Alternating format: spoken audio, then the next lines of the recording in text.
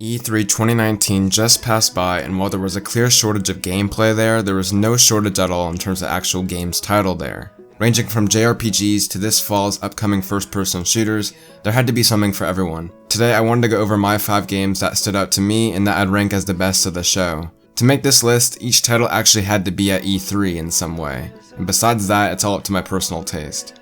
Honorable mentions go to Luigi's Mansion 3, Animal Crossing, and Deathloop.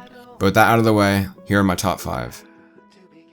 Starting the list off, I went with Star Wars Jedi Fallen Order. Now we got a whopping 15 minutes of gameplay that Saturday, which was really awesome to see and something that was rare at this E3 honestly. The game looked rather impressive by that demo. It's one of my most anticipated fall titles easily, and I completely trust Respawn to deliver a great campaign. As I shared in the standalone video I did for Star Wars Jedi Fallen Order, my main real concern after that demo was just how easy this game might be. The demo looked rather quite easy, and I just hope they don't casualize it for the mainstream Star Wars fans. Besides that, as I said, I expect a great campaign like Titanfall 2, and it's the first time in years I've really been excited for anything that come out of the Star Wars IP. And that's just big praise coming from me, someone who is burnt out in the way that Disney is milking the once beloved IP I deemed. Hopefully Fallen Order tells a strong original story and rekindle that lost joy I had when hearing those 2 distinct words. Doom Eternal is a real safe pick here. Doom 2016 was one of those games that I never quite understood the excitement for until I actually got to play it and have it in my hands. And man, once it clicked, it really clicked. Doom Eternal looks to be taking everything I loved from the original and adding cooler locations, a more robust movement system, and well, the guns just look as fucking fun as they ever have before.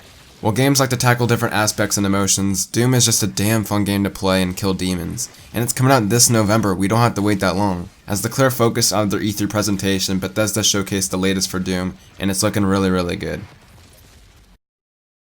It seems as if with every new entry into the Watch Dogs series, Ubisoft likes to take a complete 180 turn, and with Legion it looks like it's following suit just as well. Set in London post-Brexit and an emphasis for more detail around the world, already from minute 1 it was addressing my main issues with Watch Dogs 2. A boring dead world, ripped away from detail. Legion takes a new approach that has me the most excited but also the most concerned. With the 3rd entry, Ubisoft is opting out of having a main character, and instead is letting the player recruit and play as any NPC around the world. Okay, I know they're not NPCs if they're playable, but just shut up. Yeah, this is really innovating and exciting, but has me really concerned for other aspects of the game. Who are we going to remember when it's all said and done? There needs to be staple characters that fans can hatch onto. Despite these worries, Legion excites me as the gameplay looks straight out of 2, which is easily one of my favorite Ubisoft games. Hell, it's probably going to be the closest thing we get to Splinter Cell in years. Coming out next March, I can't wait to get my hands on Watch Dogs Legion. Y'all gotta look at the bigger picture here. Nothing worth fighting for was ever won without sacrifice.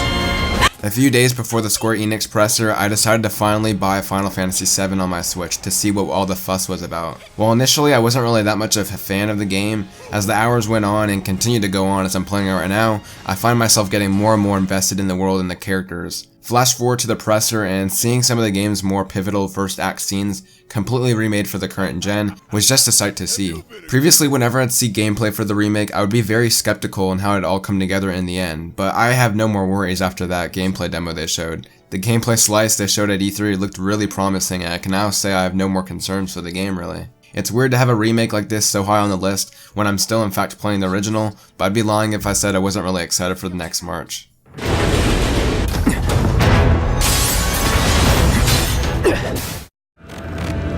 We have a city to burn.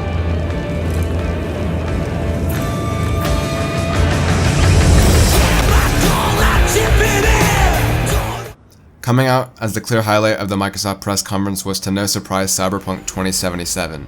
Look, it's no secret that The Witcher 3 is one of those games I haven't clicked with as I see many people do online. Maybe that will change going forward if I give it another chance, but hey, that doesn't change my look on CD Projekt Red's next game in the slightest. To me, Cyberpunk not only answers a childhood-like dream to me, but it answers it quite soon. I am still in disbelief that this game is actually hitting 2020 and will be in our hands this time next year on our current gen hardware. From the initial re-reveal trailer last year to the 45-minute gameplay demo we saw last August, CD Projekt Red keeps nailing down each time they slowly lift the curtain on this game, and adding Keanu fucking Reeves doesn't hurt in the slightest. Playing Cyberpunk sounds like a dream to me, and if it plays as good as it looks and how we're hearing from the press, we're all in for one massive treat next spring, and I couldn't be as excited as I am now. Those were just 5 of the many games we saw at E3 2019. Despite being deemed as disappointing to many, I still think there were some solid titles in there shown, even if the way they were presented on stage was questionable at best. With the strong fall lineup and the even more robust spring 2020 lineup, there are many games to look forward to say the least. Make sure to leave your list in the comments down below, and I look forward to reading what you guys think was the best shown there. As always, I'd appreciate it if you left a like on the video and subscribe to be notified of future videos of mine. As always, it's been Online, enjoy the rest of your day, and take care.